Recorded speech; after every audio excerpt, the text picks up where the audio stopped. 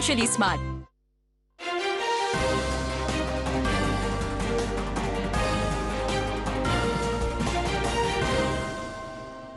आदाब नाज़रीन, खबरनामे के साथ हम हाजिर हैं। सबसे पहले बुलेटिन की हेडलाइंस। मरकजी वज़ीर ख़जाना निर्मला सीतारमन ने आज माली साल 2026-27 का मरकजी बजट किया लोकसभा में पेश। कहा, गरीबों, महरूम तबकों और कमज़ोर तबकों पर तवज्जो मरकूज़ करना सरकार का है संकल्प। वज़ीर-ए-आज़म नरेंद्र मोदी ने आज लोकसभा में पेश किए गए मरकजी बजट को 2047 तक के विकसित भारत का हदफ हासिल करने के लिए बुनियाद दिया है करार। लेफ्टिनेंट गवर्नर मनोज सिन्हा ने मरकजी बजट का किया है खैर मकदम। यूटी के आम लोगों ने बजट को अवाम दोस्त बताया। और जम्मू कश्मीर लेजिस्लेटिव असेंबली का बजट इजलास कल से जम्मू में होगा शुरू। अब खबरें तफसील के साथ।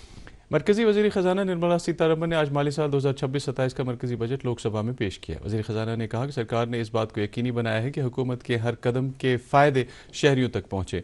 वज़ीर ख़जाना ने कहा कि गरीबों, महरूम तबकों और कमज़ोर तबकों पर तवज्जो मरकूज़ करना सरकार का संकल्प है। मरकजी वज़ीर ख़जाना ने कहा कि हुकूमत ने पैदावार में इजाफा, नई सरमायाकारी के फ़रोग और भारतीय ब्रांड को आलमी सतह पर मुतारिफ कराने के लिए 7 स्ट्रेटेजिक और फ्रंटियर शोबों की निशानदेही की है। उन्होंने बताया कि बायो फार्मा सेक्टर पर खुसूसी तवज्जो दी जा रही है, जिसके तहत आइंदा 5 वर्षों में 10,000 करोड़ रुपए की रकम से देसी बायोलॉजिक्स और बायोसिमिलर अद्वियात की तैयारी को फरोग दिया जाएगा। The 7 strategic and frontier sectors in which we've highlighted that will increase productivity and also have new investments come in and give emphasis for India's own brand on those things is on the biopharma sector. I think that's going to be a big change in the way in which we are looking at giving capacity for those who are able to research, who are able to undertake research and development. So 10,000 crore initiative again over five years for domestic biologics and biosimilar production. This is a clear message and backed with enough substance that India's lead in the pharmaceutical sector should be kept intact, but at the same time bring in newer ways of helping the pharma sector. वज़ीर ख़जाना ने semiconductors पर खासी तवज्जो मरकूज़ करते हुए कहा कि semiconductors mission के तहत भारत के टेक्नोलॉजी माहौलियाती निज़ाम को दवाम बख्शने और मज़ीद मुस्तहकम बनाने के लिए 40,000 करोड़ रुपए खर्च किए जाएंगे ताकि इलेक्ट्रॉनिक शोबे में खुद कफालत हासिल की जा सके। Semiconductor mission had 2 major announcements that will improve the India stack and also the IP related matters. Electronic components manufacturing scheme for 40,000 crores is a major encouragement for electronics to become self-sufficient. We have also announced establishing rare earth corridors so that India can face and be able to meet its own requirements with its materials. So once we identify and are able to explore these minerals and process them, make them available for us, our dependency on external sources for bringing in the rare earths will be lesser. And we've identified the states where we want to establish this rare earth corridors. They are going to be in Orissa, Kerala, Andhra Pradesh and Tamil Nadu. So these are very important developments and they are going to have multiple decadal impact on the Indian economy. Our dependence on magnets and rare earths will be brought down. मुल्क भर में तालीम और मुस्तकबिल से हम आहंग महारतों के फ़रोग के लिए बड़े इक़दामात का ऐलान करते हुए वज़ीर मौसूफ़ा ने बजट में 5 यूनिवर्सिटी टाउनशिप्स कायम करने के मरकज़ी हुकूमत के फ़ैसले को उजागर किया है, जिनमें मुनज़्ज़म तालीमी जोन होंगे ताकि मयारी तालीम तक रसाई में इजाफा हो। ICCT मुंबई के ताउन से 15,000 स्कूलों और 500 कॉलेजों में कंटेंट क्रिएटर लैब्स कायम की जाएंगी, जबकि हर ज़िले में गर्ल्स हॉस्टल के क़याम से तालिबात को तालीम बेहतर अंदाज में हासिल करने में सहूलत मिलेगी। वज़ीर ख़जाना ने कहा कि सरकार ने रोज़गार पैदा करने, पैदावार बढ़ाने और तरक्की की रफ्तार तेज़ करने के लिए जामे इक़्तिसादी इस्लाहात की है। उन्होंने कहा कि इस बजट में सनअतकारी को बढ़ावा देने के लिए टैक्स इस्लाहात पर भी तवज्जो दी गई है। खबरें जारी है, एक ब्रेक के लिए रुकते हैं। अब की सर्दियों में सब सेट रहेगा। अब की सर्दियों में सब सेट रहेगा।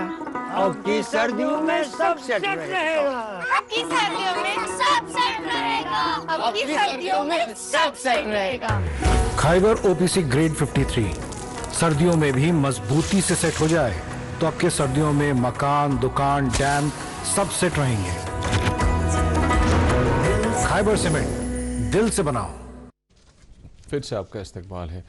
वज़ीर-ए-आज़म नरेंद्र मोदी ने वज़ीर ख़ज़ाना की तरफ से आज पेश किए गए 2026-27 के बजट की तारीफ की है। अपने एक वीडियो बयान में नरेंद्र मोदी ने कहा कि यह बजट 2047 तक विकसित भारत का हदफ हासिल करने के लिए एक बुनियाद बनेगा। उन्होंने कहा कि इस बजट में 140 करोड़ भारतीयों की उम्मीदों का खास ख्याल रखा गया है।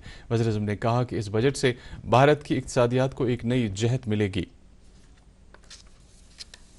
एक ऐसा यूनिक बजट है जिसमें फिस्कल डेफिसिट कम करने, इन्फ्लेशन कंट्रोल करने पर फोकस है और इसके साथ ही बजट में हाई कैपेक्स और हाई ग्रोथ का भी समन्वय है।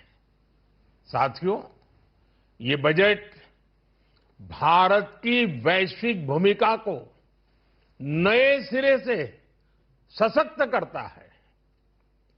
भारत के 140 करोड़ नागरिक फास्टेस्ट ग्रोइंग इकोनॉमी बनकर ही संतुष्ट नहीं है। हम जल्द से जल्द दुनिया की तीसरी सबसे बड़ी अर्थव्यवस्था बनना चाहते हैं। ये करोड़ों देशवासियों का संकल्प है। दुनिया के एक ट्रस्टेड डेमोक्रेटिक पार्टनर और ट्रस्टेड क्वालिटी सप्लायर के रूप में भारत की भूमिका लगातार बढ़ रही है। हाल में जो बड़ी बड़ी ट्रेड डील्स भारत ने की है, मदर ऑफ ऑल डील्स, उसका मैक्सिमम बेनिफिट भारत के युवाओं को मिले, भारत के लघु और मध्यम उद्योग वालों को मिले, इस दिशा में बजट में बड़े बड़े कदम उठाए गए हैं। मरकजी वजीर अश्विनी वैष्णव ने वज़ीर-ए-आज़म नरेंद्र मोदी और वज़ीर ख़ज़ाना निर्मला सीतारमण का विकसित भारत मिशन को कामयाब बनाने के लिए एक मौसर और अवाम दोस्त बजट तैयार करने के लिए शुक्रिया अदा किया है। उन्होंने मीडिया से बात करते हुए कहा कि इस मरकजी बजट में पैदावार और कारखानादारी पर खासी तवज्जो दी गई है, जबकि इलेक्ट्रॉनिक्स और सेमीकंडक्टर्स के मसनूआत तैयार करने को फौकियत दी जा रही है। आने वाले समय में डेटा सेंटर्स बहुत बड़ी एक ताकत बनेंगे देश की, जिससे कि दुनिया भर को नई सर्विसेज और भारत के लिए नए एम्प्लॉयमेंट और एंटरप्रेन्योरशिप के नए रास्ते खुलेंगे। तो डेटा सेंटर्स पे जो टैक्स हॉलीडे दिया, इसके लिए मैं माननीय प्रधानमंत्री जी को और माननीय वित्त मंत्री जी को धन्यवाद देना चाहूँगा। साथ ही साथ ऑरेंज इकोनॉमी जो हमारी क्रिएटर्स इकोनॉमी है, इसमें 20 लाख एम्प्लॉयमेंट नए बनाने के लिए क्रिएटर्स इकोनॉमी में IICT मुंबई के साथ मिलकर 15,000 स्कूल और 500 कॉलेजेस में क्रिएटर्स लैब बनाने के लिए बजट में प्रोविजन किया गया है। लेफ्टिनेंट गवर्नर मनोज सिन्हा ने मरकजी वज़ीर ख़ज़ाना निर्मला सीतारमण की तरफ से आज पार्लियामेंट में पेश किए गए साल 2026-27 के बजट का खैर मकदम करते हुए कहा है कि इस बजट से इक़्तिसादी तरक्की मुमकिन हो पाएगी। वज़ीर-ए-आज़म नरेंद्र मोदी और निर्मला सीतारमण का शुक्रिया अदा करते हुए मनोज सिन्हा ने कहा कि इस बजट से रोजगार के वसाइल में इजाफा होने के साथ साथ सयाहती शोबे को एक नई जहत मिलेगी। उन्होंने कहा कि यह बजट बुनियादी ढांचे की तरक्की, अवामी बहबूद और मुल्क की मजमूई तरक्की का ज़ामिन बनेगा। उन्होंने कहा कि इस बजट में नौजवानों, ख़वातीन और किसानों के मफादात का खास ख्याल रखा गया है। जम्मू कश्मीर के लोगों ने आज पार्लियामेंट में पेश किए गए साल 2026-27 के सालाना बजट का खैर मकदम किया है। लोगों का कहना है कि यह बजट आम आदमी का बजट है और इससे गरीब और मुतवस्सित तबके के लोगों को फायदा होगा।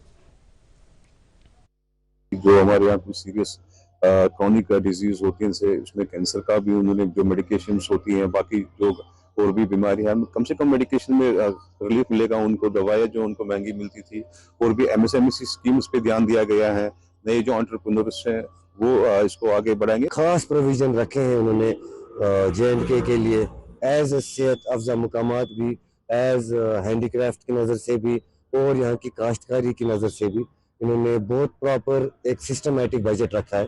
ये विकसित भारत के अंदर जो हमारा 2047 का इनका ये है गोल, उसके नजर रखते हुए इन्होंने आज का बजट हमें दिया, जिसमें इन्होंने किसानों की काश्तकारी के बारे में, खासकर बादाम और अखरोट के बारे में, हमारे जो ट्रैक ट्रेल्स रहेंगे जो टूरिस्टों के लिए करेंगे, ये एक्स्ट्रा और डिजास्टर मैनेजमेंट में एक्स्ट्रा बजट डाल दिया इन्होंने, तो हम इसका तहे दिल से वेलकम करते हैं। बहुत अच्छा ये बजट लेके आए हैं। हॉर्टिकल्चर को लेके इन्होंने हॉर्टिकल्चर भी मेंशन किया हुआ है और इसमें मेन टूरिज्म स्पॉट्स को जो एनहेंस करेंगे तो उन चीज़ों का खास ध्यान रखा गया है। मेन जो हमारा है हॉर्टिकल्चर, जो हमारी बैकबोन है, हमारे जम्मू कश्मीर की बैकबोन है हॉर्टिकल्चर, उसको लेके ये उस हिसाब से ये बहुत अच्छा सक्सेसफुल बजट है, बहुत अच्छा सक्सेसफुल बजट रहने वाला है श्रीनगर और जम्मू कश्मीर और ओवरऑल कश्मीर के लिए। सिक्योरिटी एंड पुलिसिंग है, उनके फंड्स को इंक्रीज किया गया है। इसी तरह काफ़ी और सारी चीज़ें हैं जो जम्मू कश्मीर में हैं।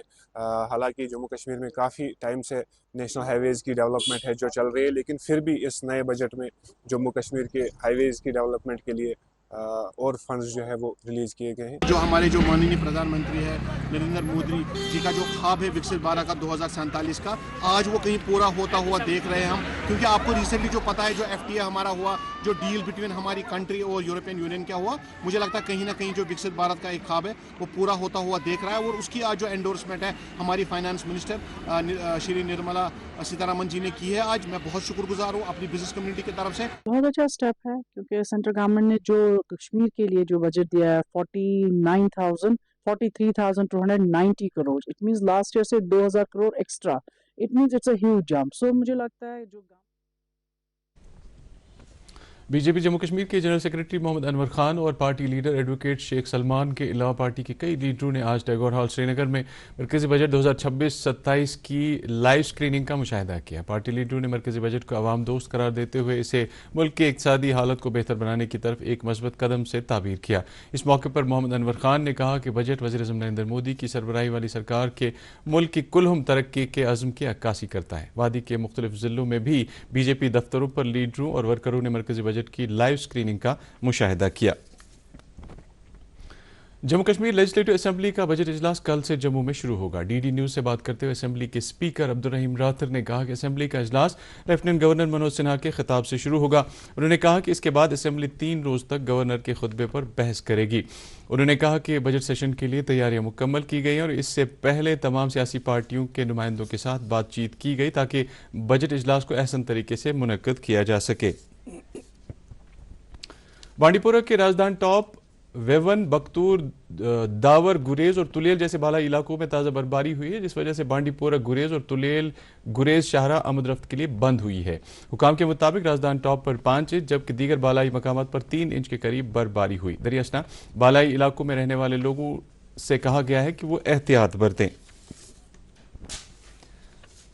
सयाहती मकाम गुलमर्ग के कोंगडोरी इलाके में स्कीइंग के खेल सरगर्मियां बहाल की गई है। महकमा सयाहत ने दुनिया भर से आए हुए स्कीयर्स के लिए इस इलाके को स्कीइंग के लिए खोल दिया है। महकमे ने स्कीइंग के लिए स्की पास ऑनलाइन दस्तियाब रखे हैं। स्कीयर्स ने इस पहल के लिए वज़ीर आला उमर अब्दुल्ला, MLA गुलमर्ग और managing director cable car corporation Syed Qamar Sajjad का शुक्रिया अदा किया है।